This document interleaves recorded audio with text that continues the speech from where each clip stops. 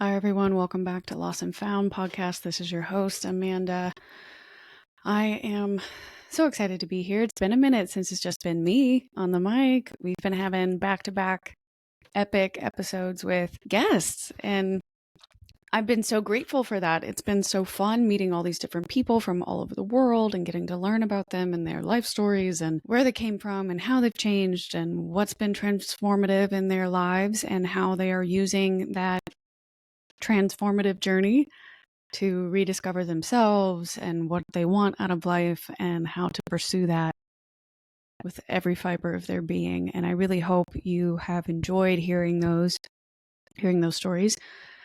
At the time of this recording, we have just released, I believe it was episode 76 with my friend George, and it's only been out for a couple of hours, and I've already gotten so many positive comments and great feedback. So if you have not listened to that episode yet, please go back and check that out after you listen to this one and continue to share the show. Please know that I see everybody's DMs, everyone's posts, everyone's retweets and tags and all that stuff. Well, I guess you don't call it a tweet anymore, but wherever you're posting and sharing the show and expanding the reach, just trying to help the audience grow. And I deeply, deeply appreciate that. I don't think there's ever going to be a way for me to truly express the gratitude that I have towards the Wanderer community and your willingness to support people feeling lost and support those who are found, who are trying to improve their lives and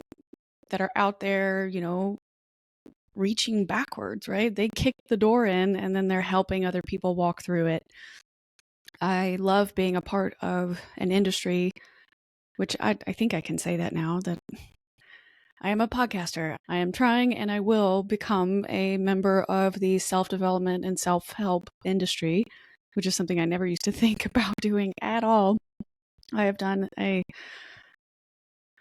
interesting 180 in my life.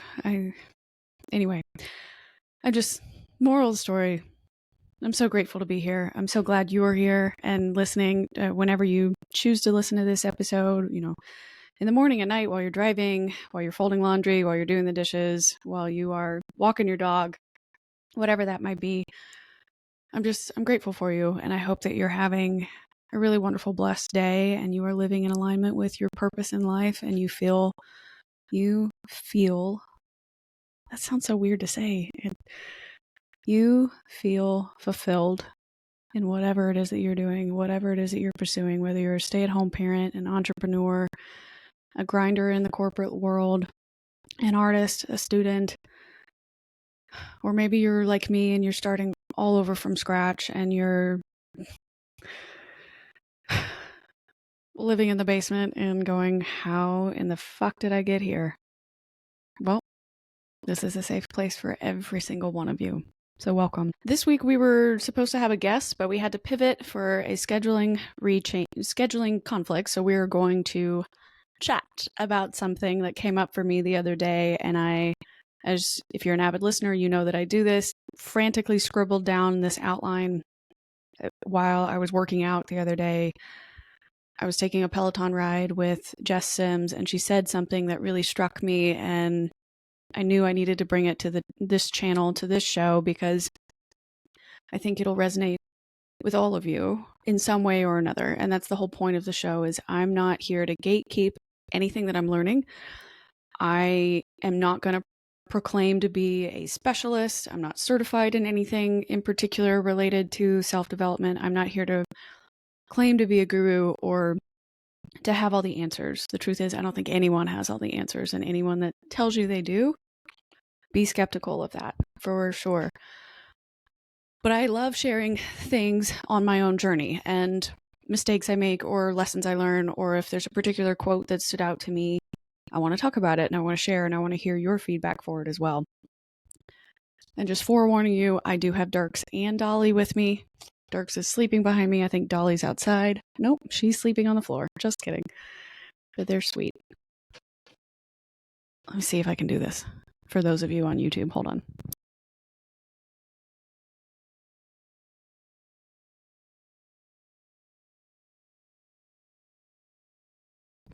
That's them. They're just sleeping babies. Anyway, okay. I love them. I love them so much. Ooh, where did that accent come from, Amanda? I don't know. I'm in a good mood. All right, let's get into it. I don't want to take up too much of your time today. I just want to make sure this message comes across and it reaches the person that it needs to reach today. So I was riding my Peloton. I was taking the boot camp classes, one of them with Jess Sims, and she said in the middle of the workout, she's trying to encourage you to keep going. You're doing a really hard movement with the dumbbells in your hands and stuff. And she says, doing that, you can't expect yourself to change if nothing changes. And the most meaningful moment is that genuine change requires purposeful instability. And that struck me, because she's using it as a metaphor to explain you're getting stronger in your workouts, you're becoming more efficient in your workouts. But I knew that this context could apply to your self-discovery journey as well and your self-development, because you can't expect yourself to become someone different. You can't become your quote unquote ideal self, your future self, the person that lives this dream life that you're coming up with in your mind right now. You can't become them without attempting to change. They're never going to magically appear. If you believe in quantum mechanics and, accessing different energies and beings and versions of yourself that live in an alternate universe, you're never going to be able to, what's it called? Not the time wave, flatten the wavelength. Hold on a second. Yeah. So relating to quantum physics and quantum mechanics, I suppose, if you understand that and you're trying to manifest your future self or the version of you that is living this dream life that you're trying to go after, it's called collapsing the wavelength. You have to embody that and collapse the wavelength and lean into your spirituality and remain open to your intuition and that kind of energy and collapse things into reality. But in order to do that, you have to change. If you're closed off right now and you're not listening to your intuition, if you are avoiding getting uncomfortable because one, there's well-known science behind it, your brain prefers to do what it understands, to pay attention to what it already knows it likes. Change is very difficult for your brain, and creating new neural pathways takes significant effort to work through in your subconscious. And so if you want to change and if you want to grow and if you want to see that dream version of yourself come to real life, you are going to have to go out of your way to provide intentional and purposeful instability. In the concept that Jess Sims was talking about, in order to grow your muscles, in order to gain more endurance, more strength, cardiovascular capability, you have to put stressors on your body that make you unstable. You have to attempt to lift heavier weight. You have to try a new exercise that triggers a muscle you don't use quite as often to, train it up and get it to go through the micro tears and regrow and rebuild and repeat the cycle. And you are purposefully choosing to work out in that way or perform an exercise move in that way so that it trains your body to go, oh, I've never done that before, but I know now I know I can. Let's try it again. Let's do it again. I'll get better and better at it. And same thing for her. If you're trying to lose weight or gain weight or do whatever, prepare for a bodybuilding show, prepare for a powerlifting show, all of those types of athletes are engaging in purposeful instability throughout their career, throughout that bodybuilding and fitness related journey, because they know and they understand that your body does not react or evolve without placing it under some form of pressure, either mentally, physically, and emotionally. And so if you're going through a self-development perspective of this concept, sometimes changing your environment will make you a little more unstable, because it's a place you've never been before, like moving to a new city, trying a new job in a different industry you've never been in before, purposefully trying to make friends with people you wouldn't normally expect or think would mesh with you, going out of your way to introduce yourself or travel to a new country you've never been to before. If you've never left your home state, changing up your environment can help bring a little bit of instability because you're uncomfortable sitting in the unknown. You've pushed your boundary there. You can work on the way you speak right? Either to yourself or to others. You can do internal work with your negative thoughts or destructive cognitive scripts, whatever story you've been telling yourself that's become so ingrained into who you are and your identity. Flipping the switch on yourself and trying to create a new internal mantra, a new internal voice, an embodiment of who you think that future version of yourself would be and what they would say. That's uncomfortable. That's going to give you some purposeful instability. You're getting used to speaking in a different way and interacting and talking to others in a different way. So that'll help change things. You can work on changing the way you think. Again, kind of goes back to those cognitive scripts. What are things that you've been saying to yourself and telling yourself that are no longer beneficial, or you're finally admitting that they're no longer true? You know what I mean? Learning new concepts that you were previously not open to before. Maybe there were people in your lives that had different opinions from you. There are people with different lifestyles from you that you're trying to now accept or understand, or at least be more open to learning about their perspective and their journeys, and integrating what they've learned from their lives into yours and seeing how it could resonate or mirror a problem that you might be having, and going, oh, okay, I never knew that. I never thought that way. I never considered that to be a possible truth. Now it's going to change kind of the way I think. Maybe you're going out of your way to read different books that you normally wouldn't read, or watch news, accept news from different places that you wouldn't normally have accepted. Seeking out people with a different religion from you, that can help kind of bring some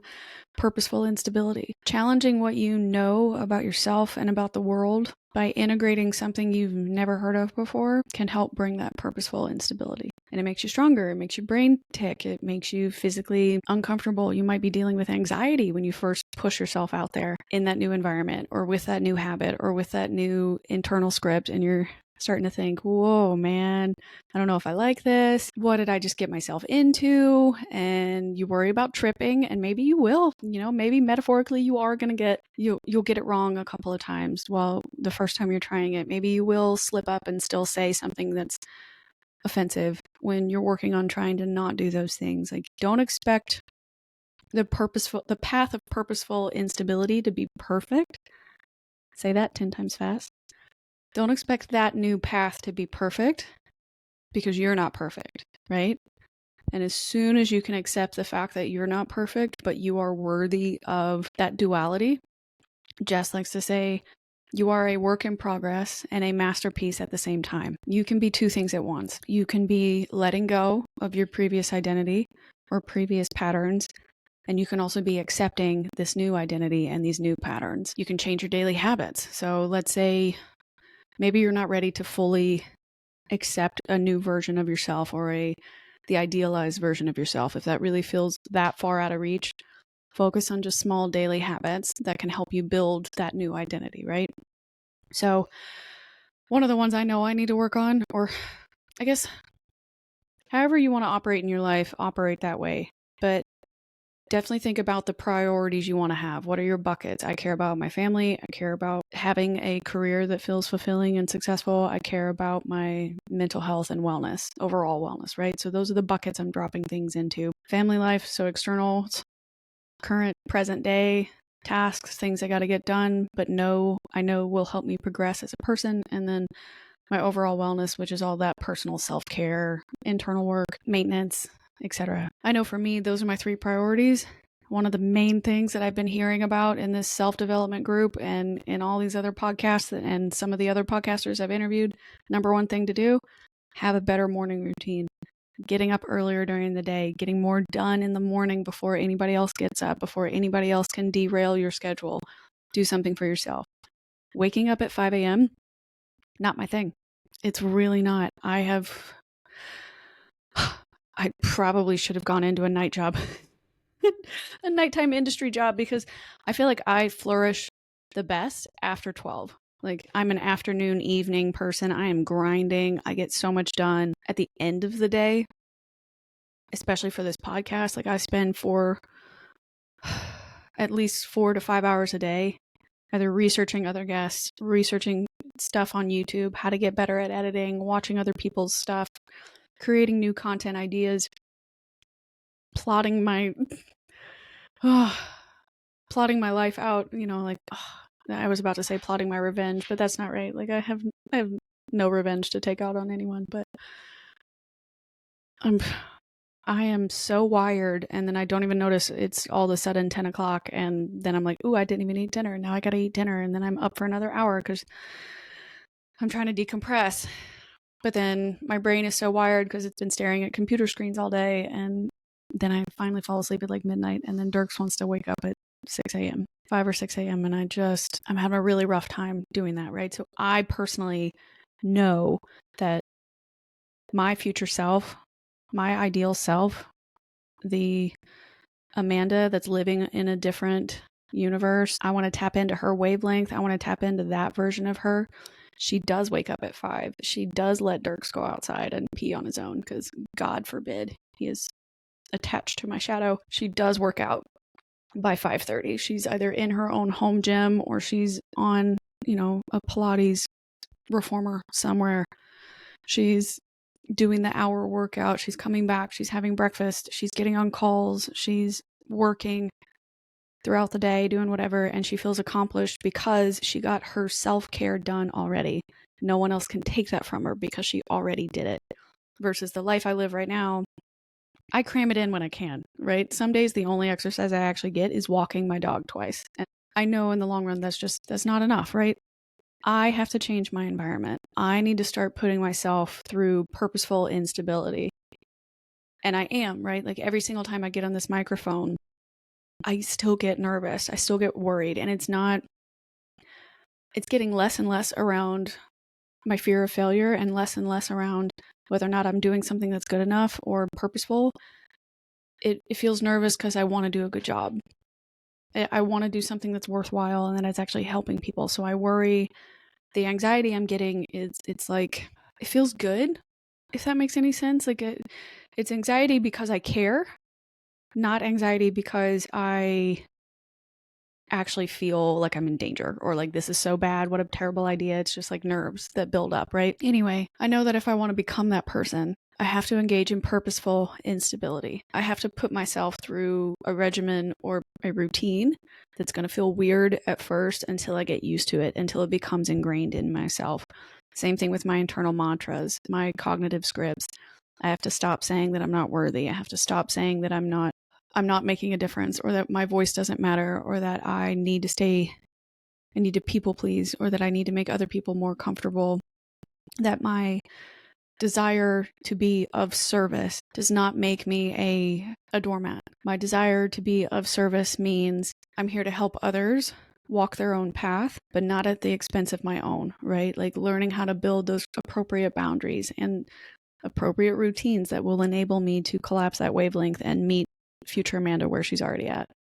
In the meantime, I'm obviously going to attempt to borrow that bitch's energy because she's fabulous and she's smart and she's calm and she knows herself. She knows herself. She knows her worth. She's not worried about what other people think about her. She's not worried about whether or not she's living the life that she was told she was supposed to live or she was expected to live. She's proud that she's living a life that means something to her. Because at the end of the day, we're all going to die alone, right? But I want to die knowing that I did everything in my power to pursue purposeful instability. I did everything in my power to challenge my body, my mind, my soul to constantly improve itself, even if it's one small iteration of something at a time. I want that. She wants that. She does that. That's what future me does. She's rich in love, health, and wealth. She is so profoundly aware of herself, her surroundings, her intuition, and she leads with love and those lessons that she's gained. And it feels so silly to say out loud. I've never met this woman, right? Technically, because she exists in another alternate universe, but I would want to. I would want to meet her. I would want to have a conversation with her. I would love to let her know that I'm trying really, really hard to build the life or to build the foundation that she now stands on. And I hope that she's proud of that, or she's grateful for that too. So that's what you got to do. I'm hoping I can get another guest on that can talk to us about collapsing the wavelength and a little more of the crossover between your intuition and your spirituality and quantum mechanics and quantum physics, explaining that. Like, how would that work to tap into that energy, and what does that actually look like in actual practice, right? Like, a lot of people can teach you the principles or the theoretical concepts of what these things mean, but putting them into action in your life, I do not know how to do, other than what I'm explaining to you now. Building habits throughout your daily life that put you in a position of purposeful instability.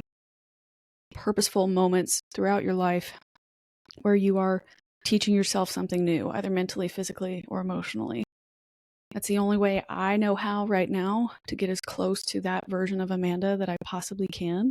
So for yourself, if you are listening to this podcast right now and you're realizing that, your dreams may not be coming to fruition in the way that you thought that they would by this point, then I encourage you to look back and examine, what are my habits? What are my actions? What am I doing daily that might be affecting my personal growth?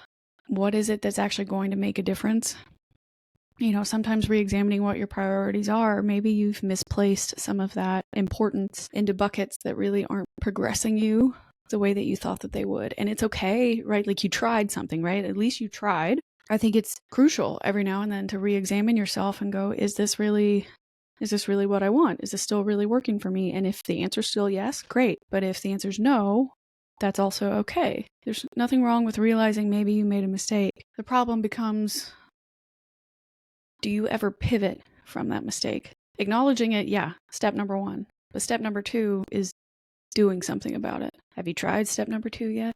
We've talked about before, if the next 1,000 days looks like your last previous 10 days, would you be anywhere closer to your dream life, your dream self, your dream destination?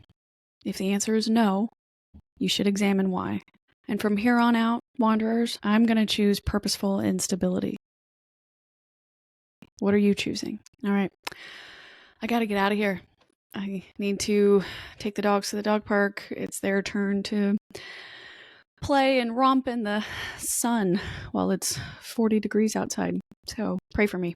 Anyway, love you guys. I hope you have a wonderful week, wonderful day, wonderful night, whenever it is that you're listening to this episode. I appreciate you so much. I know this was a little bit rambly, but I hope the message, got across the way it was supposed to. But please like, subscribe, leave a review, share this episode with a friend, tag me on your social media. I love hearing from new listeners. Feel free to DM me any questions you might have. You can always find me at hello@podcastforlost.com. We are working through some more updates, still working on getting a website launched at some point this year.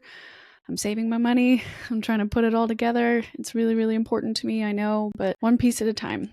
Right? One piece at a time. So I promise good things are coming. More interviews are coming. Ideally, more in-studio sessions are also coming. And I appreciate you being here for the journey and supporting me at every stage. I love you guys. Reach out if you need anything. And remember, wanderers are always welcome.